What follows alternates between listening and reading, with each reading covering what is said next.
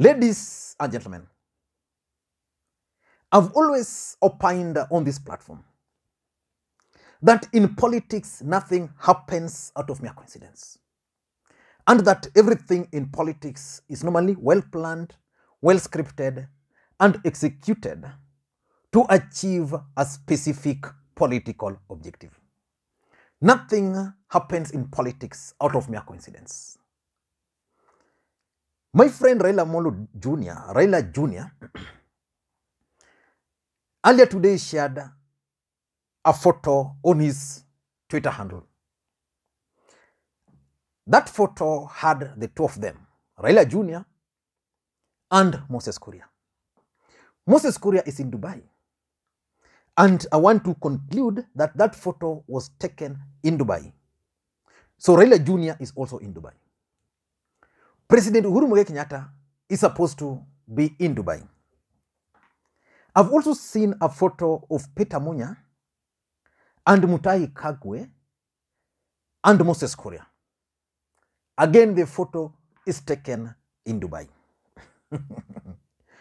The interesting photo which I've seen today is that of Raila Odinga and their son, Raila Jr. Again, Jr. took a selfie of himself and the dad. And I've studied that photo very carefully. And it is clear that Raila Jr. is putting on the same suit, the same tie, the same shirt he was in when he took the photo with Moses Kuria. So you can easily conclude that these gentlemen are in Dubai to attend the meeting which is going to be presided over by President William Ruto. So in my next video, I want to explain to you guys why Raila Odinga, President Uhuru Kenyatta, and Moses Kuria are going to meet in Dubai. Because you all know that Moses Kuria is supposed to come back to the country.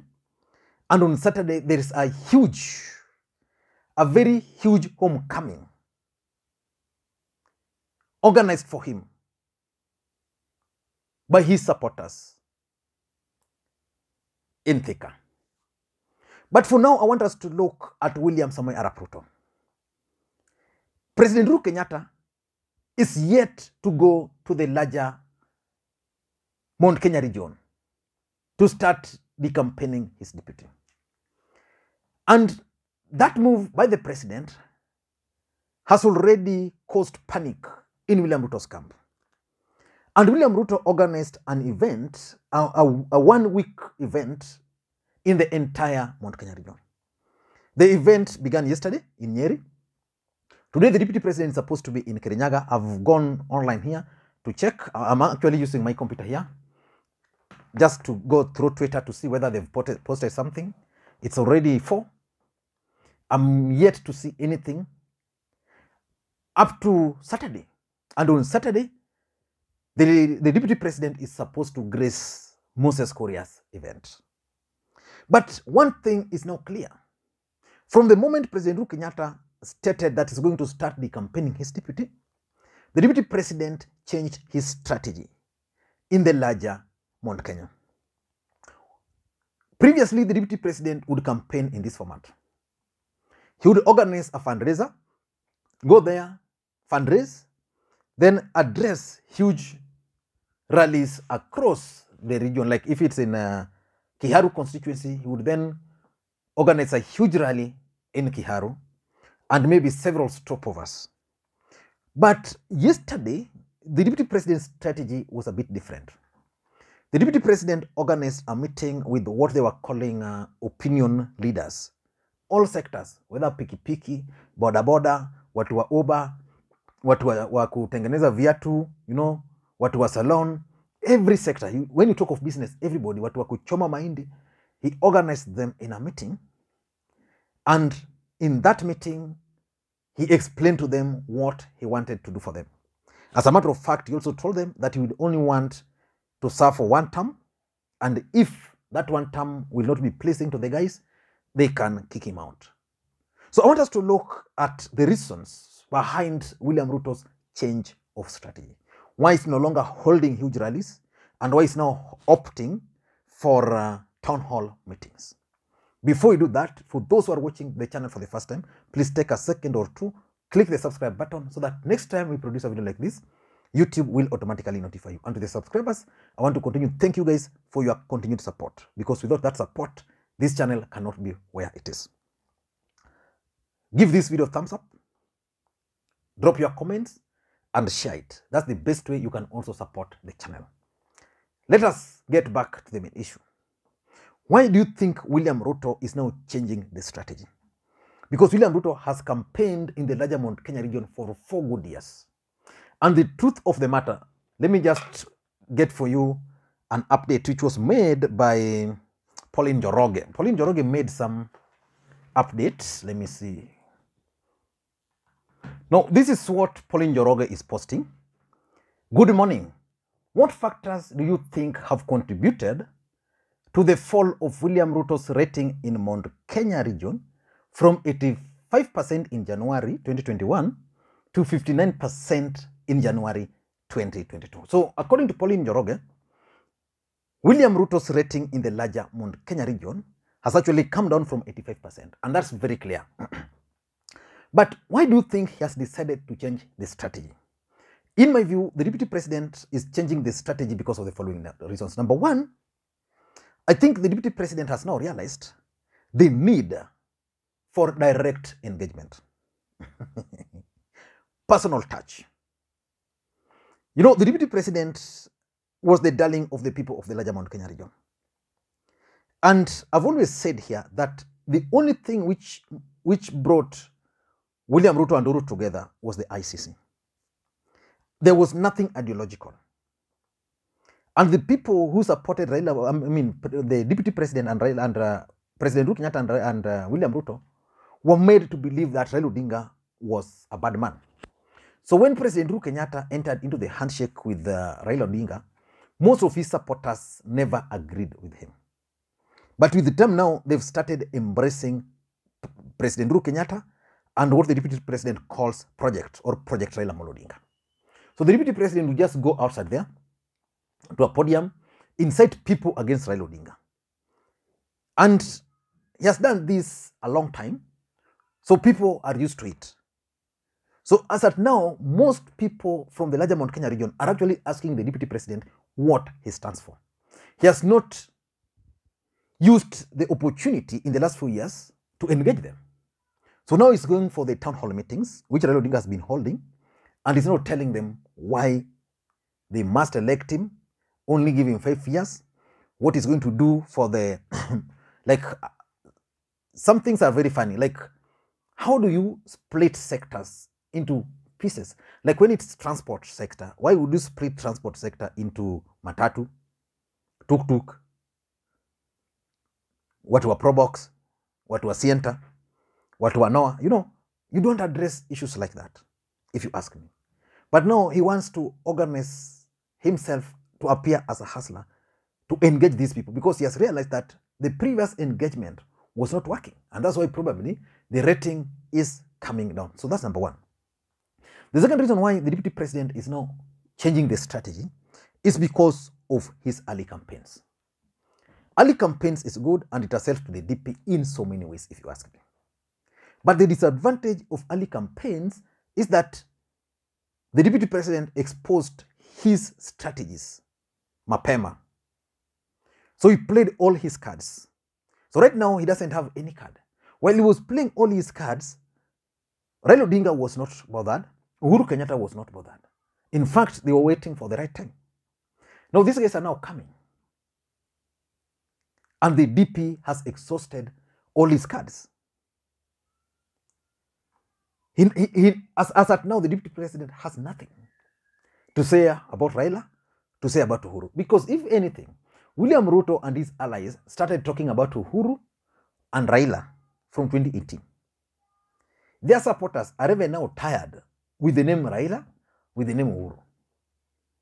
So which means they must go back now and get something which they can tell the supporters. Not Uhuru did this, not Raila did that. So the early campaigns affected his strategies. So which means he has to go back to the drawing board.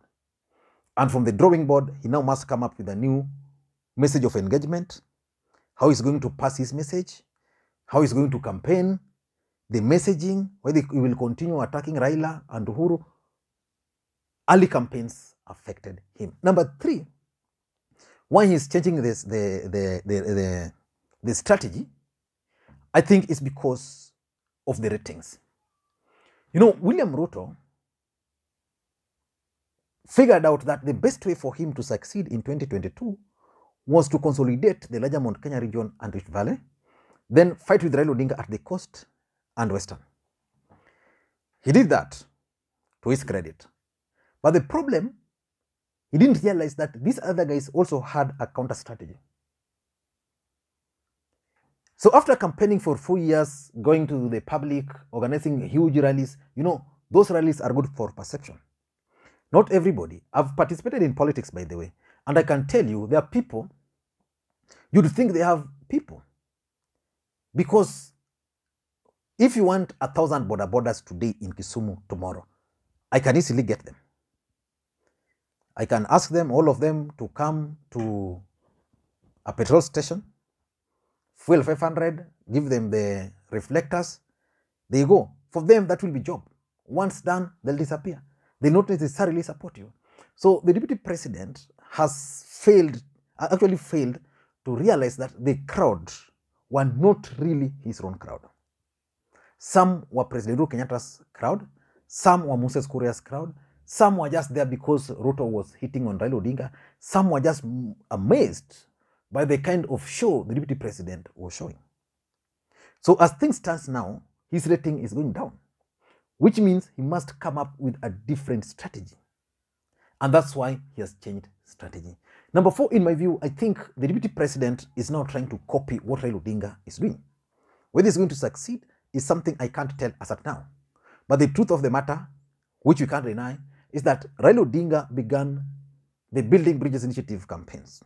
If you follow the BBI, Raila Odinga used to meet people in town halls and the rest and the rest. And once BBI failed, then Azimio la Umoja came up. Raila Odinga used the Azimio la Umoja to engage with the voters directly.